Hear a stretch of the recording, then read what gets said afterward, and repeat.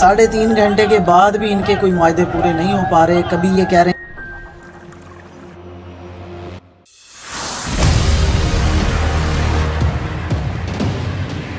میں گر گیا ہوں.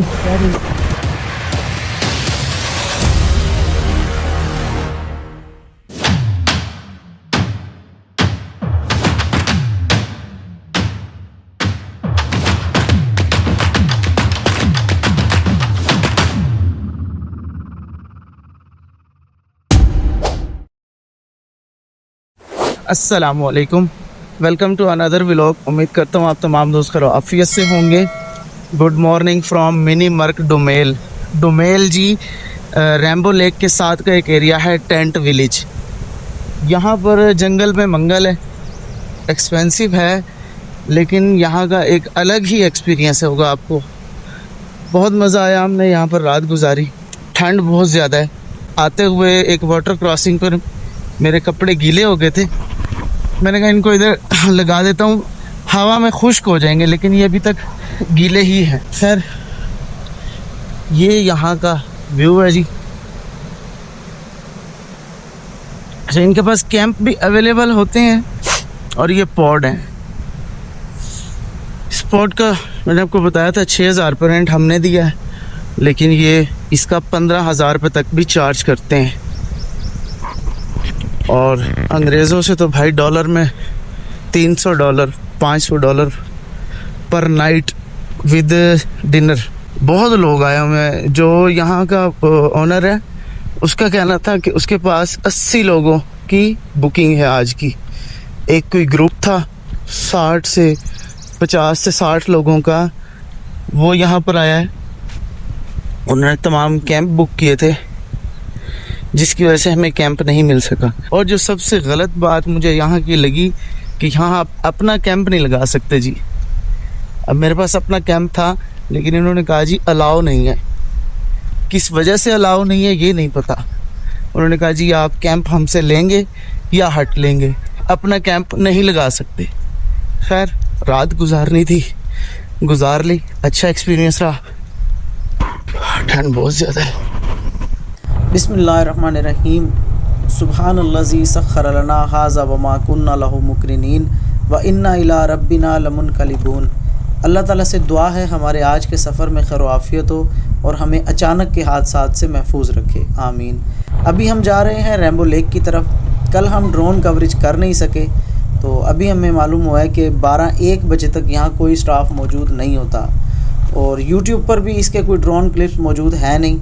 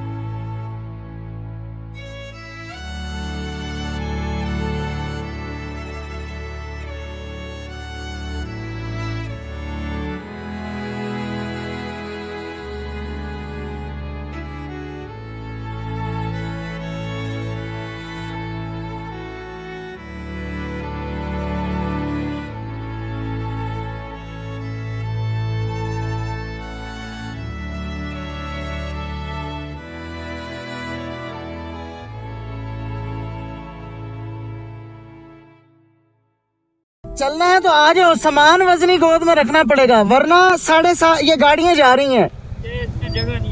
جگہ ہے، کافی ساری گاڑیاں ایسی جن میں جگہ ہے.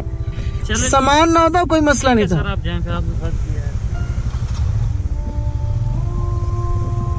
یہ بھائی جی مانگ رہے تھے لفٹ، لیکن اب میری بائک پہ سامان پہلے سے اتنا زیادہ ہے کہ میں ان کو لفٹ دے نہیں سکتا تھا، کیونکہ راستے میں جو واٹر کراسنگ ہے بڑی، وہ بہت خطرناک ہے، بہت ہی گھنا جنگل ہے جی، بہت ہی خوبصورت۔ روڈ بننے کے بعد ہر بندے کی خواہش ہوگی کہ وہ اپنا ویکینڈ یہیں گزارے، ویکینڈ نہ ہی صحیح، کم سے کم وہ اپنی 6 مہینے میں ایک چکر ضرور ادھر لگانا چاہے گا۔ ٹینٹ ولیج میں ناشتے کا کوئی انتظام تھا نہیں، اور ابھی منی مرگ آنے والا ہے، وہاں پر ہم ناشتہ دیکھیں گے۔ کل جہاں ہم رکے تھے وہاں تو صرف ریفریشمنٹ کے لیے چائے اور پکوڑے دستیاب تھے، لیکن اوپر ایک ہوٹل تھا، آج ہم وہاں کوشش کریں گے کہ ہمیں وہاں ناشتہ مل جائے۔ ایک یہ بابا آدم دور کا گھوڑا جا رہا ہے سامنے، اور ایک یہ زمانہ جدت کا گھوڑا ہے۔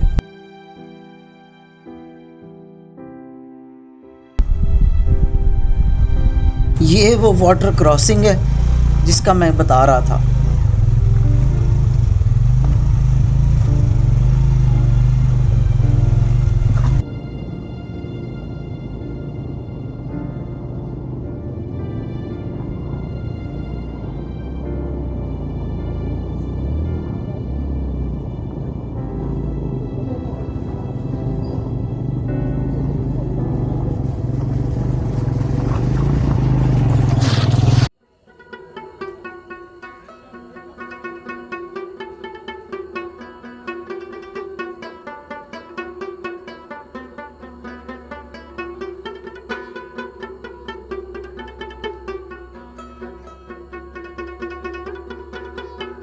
یہ ہے جی آرمی کے گیسٹ ہاؤس، ایک اس طرف ہے ایک اس طرف ہے۔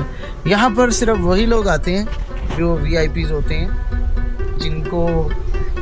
جن کے کوئی کرنل جرنل واقف ہوتے ہیں۔ خیر ہمارے تو کوئی نہیں تھے، ہمیں اس لیے بہت آگے جا کے رہنا پڑا ڈومیل میں، جو کیمپنگ سائٹ ہے۔ اور ابھی جو ہے ناشتہ یہاں پر کر رہے ہیں منی مرگ میں جو ریزورٹ ہے۔ ابھی ناشتے کے بعد آج کوشش ہے کہ میکسیمم ہم سفر کر سکیں۔ اب نا تقریباً تمام ویوز نا سب ایک جیسے لگنے لگ گئے ہیں۔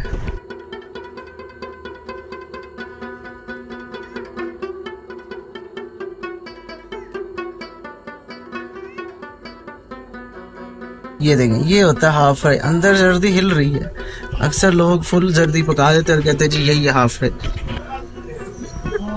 چلو گندم کے پراٹھے۔ یہ تھا جی کیفے دی مونٹیگنا۔ یہاں کا کھانا بہت لذیذ ہے، اور جو قیمت ہے وہ انتہائی کم، آپ کی سوچ سے بھی کم۔ یہاں پر گندم کے آٹے کی روٹی 30 روپے کی تھی، اور میں اتنے حیرانگی سے اس سے پوچھ رہا تھا بھائی اتنا سستا کیسے ہے؟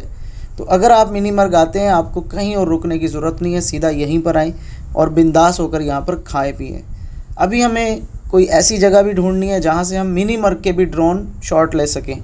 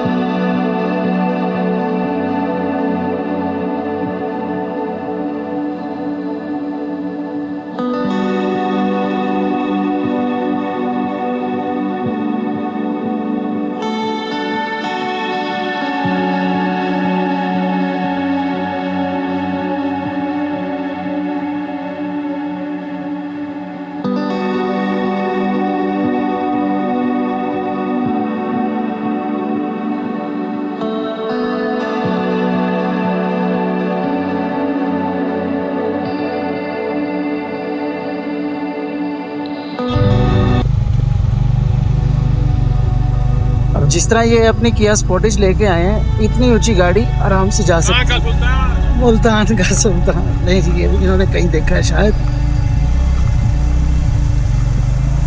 چڑھائیاں شروع ہو چکی ہیں، اور ادھر سے تو کافی اچھی خاصی چڑھائی ہیں۔ وہ وہاں پہ ہم نے جانا ہے۔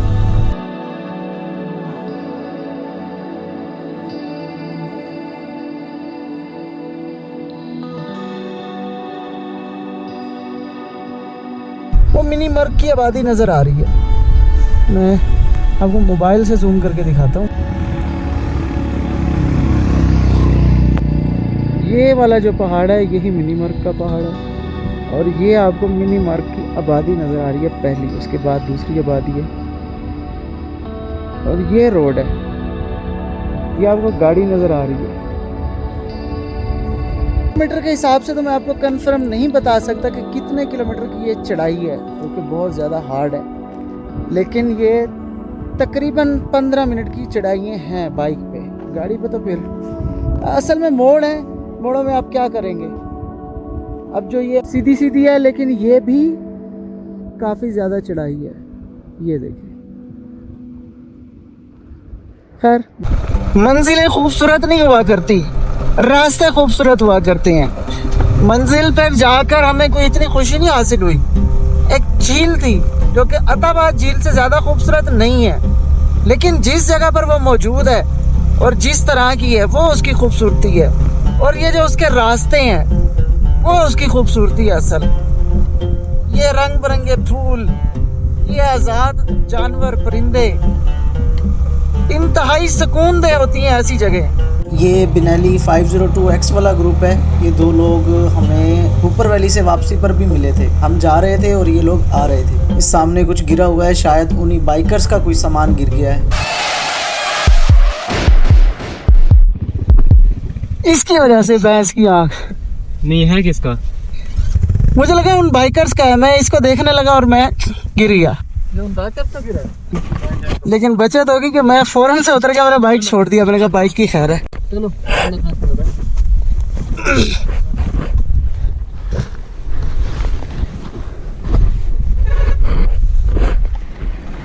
सीन ये हुआ कि उसी टाइम वो दो बाइकर्स गुजरे थे, बिनैली वाले, और ये शॉपर पड़ा हुआ था। मुझे लगा कि उन बाइकर्स का कोई सामान गिर गया है।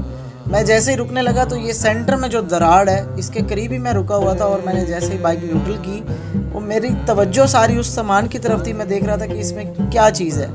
तो मेरा बाइक जैसे ही थोड़ा सा रिवर्स हुआ तो मुझसे संभाला नहीं गया, एक साइड पर झुक गया, क्योंकि इस टाइम जो मौजूदा कंडीशन थी उसमें ख़ुद की सेफ्टी ज़्यादा ज़रूरी है। लेकिन अल्लाह का शुक्र है कि बाइक को भी कुछ नहीं हुआ। सुभान अल्लाह, इस खूबसूरती को मैं ज़िंदगी भर कभी नहीं भूलूंगा। इंतहाई खूबसूरत नज़ारे हैं यहाँ के। ये सामने देखिए, ये सारी बर्फ़ पड़ी हुई है। इस तरफ भी कुछ बर्फ़ के तोदे पड़े हुए थे। ये दिखने में छोटे छोटे लगते हैं, लेकिन इनके काफ़ी साइज़ में काफ़ी ये बड़े बड़े हैं।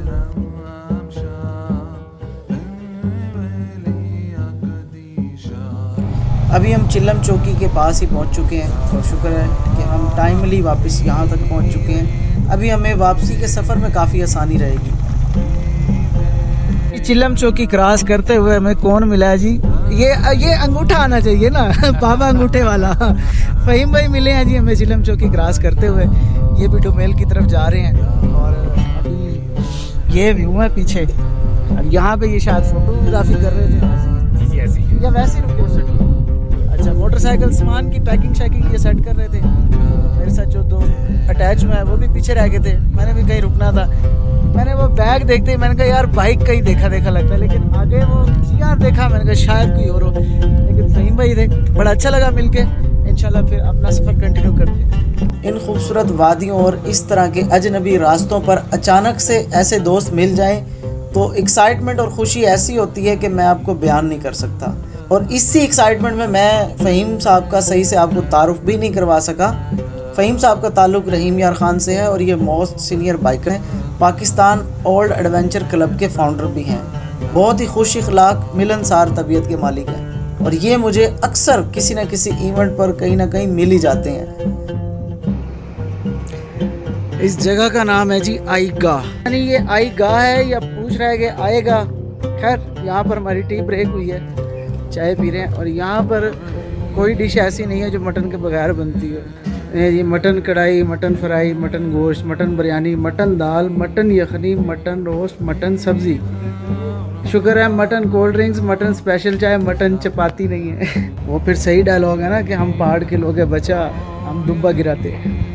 250 की दाल सब्ज़ी लेंगे तो चपातियाँ साथ फ्री हैं, और यहाँ पर मटन का रेट है 2400 रुपये, और जहाँ रात हम रहे थे वहाँ 6000 रुपये था। माफ़ी भाई। इस टाइम जितनी भी जीप्स जा रही हैं या तो ये लोकल हैं या फिर वहाँ नाइट स्टे करने वाले लोग हैं।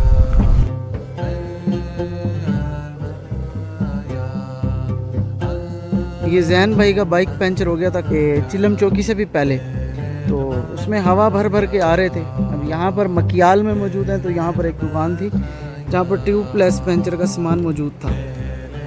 तो अभी हम बैठे थे तो इनसे पूछा कि ये कौन सा पहाड़ है, तो इन्होंने बताया कि ये नांगा पर्वत है। तो पहाड़ों का मुर्शिद कहते हैं लोग इसको।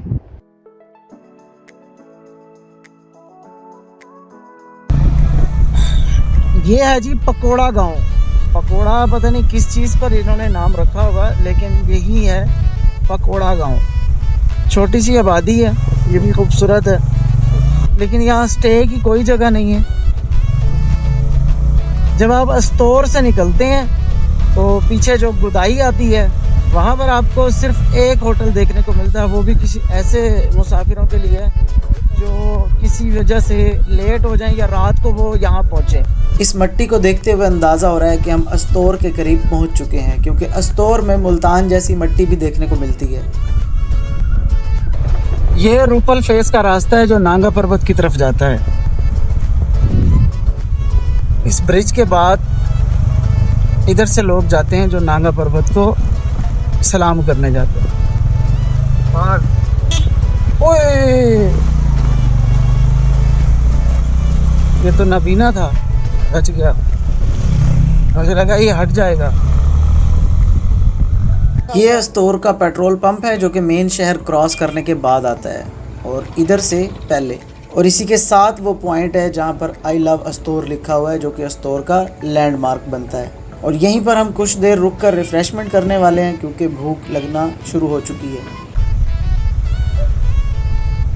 अच्छा जी, जब मैं गिलगित से अस्तौर की तरफ मुड़ा ना, तो ये छोटे छोटे खड्डे ये ना मुझे बड़े चुभ रहे थे। मैं क्योंकि सारा रोड टू रोड सफ़र करके आ रहा था, ये इधर से हुंजा से, तो वो सारा रोड टू रोड है, तो मुझे ना ये बड़े अजीब से लग रहे थे कि यार ये क्या मैं ऑफ रोडिंग में घुस गया हूँ। और अभी ये कुछ कम है, वहाँ थोड़े ज़्यादा हैं, बहुत ज़्यादा हैं। लेकिन अस्तौर से 2 किलोमीटर पहले जो ऑफ रोडिंग स्टार्ट होती है ना भाईजान, असल सीन तो वो है। ये तो बस ट्रेलर होता है।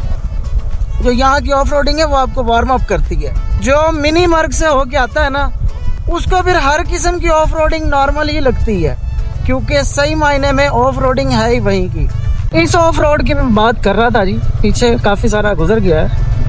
तो जब आप कारपेट रोड से ऐसे रोड पे आते हैं ना, आपको थोड़ी खपत सी लगती है, क्योंकि आपकी बॉडी यूज तो नहीं होती। लेकिन मिनी मार्ग से वापसी पर मुझे लग रहा है कि यार ये रोड तो काफ़ी अच्छा है।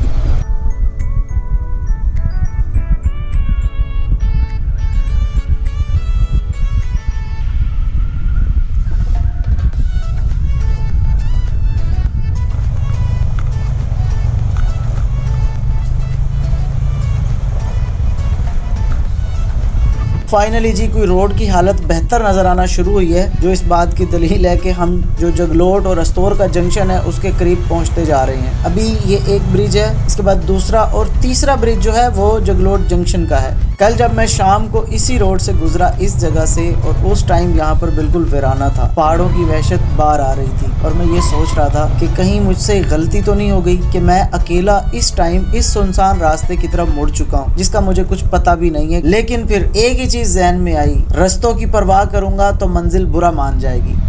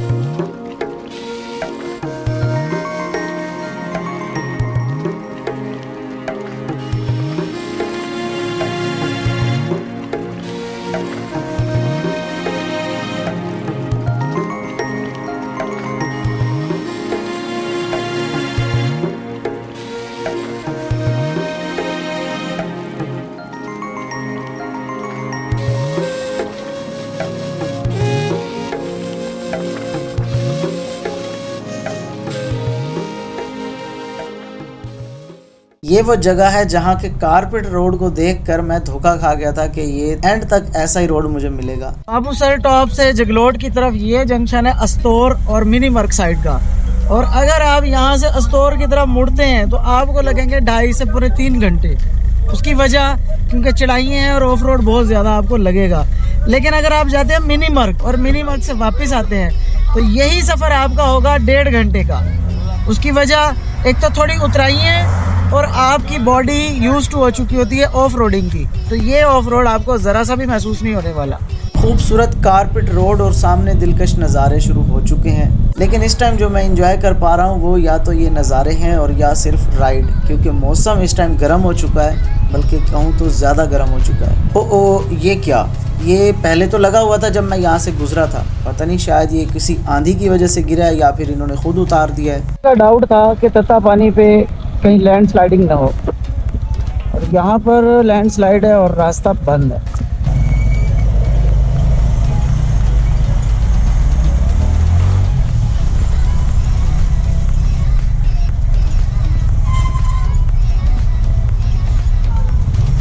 بہت لمبی لائن ہے جی جو ہم کراس کر کے جا رہے ہیں, اور پتہ نہیں آگے بنتا کیا ہے. کب سے راستہ بند ہے جی؟ 2 گھنٹہ ہو گیا. 2 گھنٹہ ہو گیا ابھی, 2 گھنٹے سے یہ راستہ بند ہے. اب پتہ نہیں 2 گھنٹوں سے تو بیچارے یہ بیٹھے ہیں, ہمیں پتہ نہیں کتنی دیر یہاں رکنا پڑے گا. یہ جی کوئی پچھلے 2 گھنٹوں سے یہاں پر لائٹ کے حوالے سے کوئی پروٹیسٹ ہو رہا تھا, یہ اس وجہ سے لمبی لائن لگی ہوئی تھی. تتا پانی کے پاس تو ویسے ہی تھوڑی سی لائن ہوتی ہے, لیکن یہاں پر کوئی 2 گھنٹے سے بلاکیج انہوں نے کی ہوئی تھی. اور رش میں آپ کو دکھاؤں تو جہاں تک آپ کی نظر جا رہی ہوگی یا جہاں تک میری نظر جا رہی ہے وہاں تک گاڑیاں ہی گاڑیاں ہیں. ابھی یہ شکر ہے کہ ہمیں کوئی 15 منٹ ہوئے ہیں اور انہوں نے ابھی راستہ اوپن کر رہے ہیں. 3.5 گھنٹے کے بعد بھی ان کے کوئی معاہدے پورے نہیں ہو پا رہے. کبھی یہ کہہ رہے ہیں راستہ کھول رہے ہیں, کبھی یہ کہہ رہے ہیں ہم کسی کو نہیں جانے دیں گے.